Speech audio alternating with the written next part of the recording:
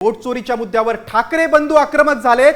त्यातच आता ठाकरेंनी निवडणूक आयोगाला खिंडीत गाठण्यासाठी नवी रणनीती आखलेली आहे। तर ठाकरे बंधूंची ही रणनीती नेमकी काय आणि मतदार यादीतील घोळ आयोगाच्या कसा अंगलट येण्याची शक्यता आहे आपण पाहणार आहोत एका रिपोर्टमधून। आयोगाविरोधात ठाकरे कोर्टात जाणार।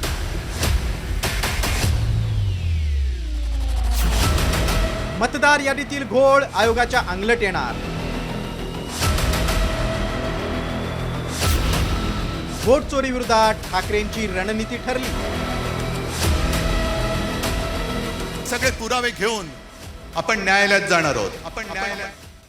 आदित्य ठाकरेंनी वरळी मतदारसंघातील बोगस मतदारांचा पर्दाफाश केला, तर मनसेनेही बोगस मतदार शोधण्याची मोहीम हाती घेतली। आधी जोगेश्वरी आणि त्यानंतर आता नवी मुंबईत सार्वजनिक शौचालय, पाम बीच आणि आयुक्तांच्या निवासाचा पत्ता असलेले अनेक मतदार आढळून आलेत। त्यामुळेच सत्याच्या मोर्चातून उद्धव ठाकरेंनी निवडणूक आयोगाला कोर्टात खेचणार असल्याचा इशारा दिलाय। आम्ही प्रामाणिकपणाने कायदेशीर मार्ग अवलंबतो आहोतच। येत्या काही दिवसात हे सगळे पुरावे घेऊन आपण न्यायालयात जाणार आहोत। बघू न्यायालयामध्ये तरी आपल्याला न्याय मिळतो की नाही याची सुद्धा परीक्षा होईल। निवडणूक आयोग तर तिकडे लाचार झालेलाच आहे। शिवसेनेची केस तिकडे सर्वोच्च न्यायालयात 3-4 वर्ष सुरूच आहे। पण आता मात्र आम्हाला न्याय पाहिजे। सगळे साक्षी पुरावे दिल्यानंतर आम्हाला आता न्याय मिळाला पाहिजे। मात्र ठाकरे बंधू फक्त कायदेशीर लढाईवरच थांबणार नाहीत, तर त्यांच्याकडून इतर देखील पर्यायांवर चर्चा सुरू आहे। हे पर्याय कोणते ते पाहूया। मतदार याद्यांमधल्या घोळावर आयोगाकडून समाधानकारक उत्तर देण्यात आलं नाही, त्यामुळे ठाकरे बंधू येत्या 2 दिवसात आयोगाविरोधात कोर्टात याचिका दाखल करण्याची शक्यता आहे। यावेळी मतदार याद्यांमधील घोळ पुराव्यांसह कोर्टात सादर करण्यात येणार आहे। त्यामुळे दोन्ही पक्षाचे नेते कायदे तज्ज्ञांशी सल्लामसलत करत असल्याची माहिती समोर आली।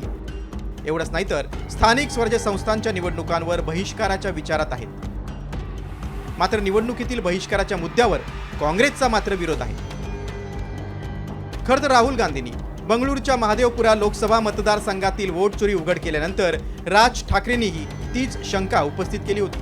आयोगाविरोधात विरोधकांनी रस्त्यावर येऊन वातावरण तापवलंय, तर दुसरीकडे ठाकरेंनी कायदेशीर लढाई लढण्याची घोषणा केली।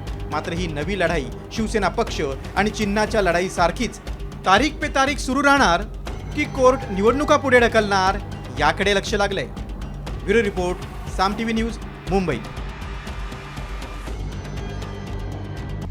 आता isakal.com आहे देशातील नंबर 1 ची मराठी न्यूज वेबसाईट। प्रत्येक अपडेटसाठी isakal.com ला नक्की भेट द्या।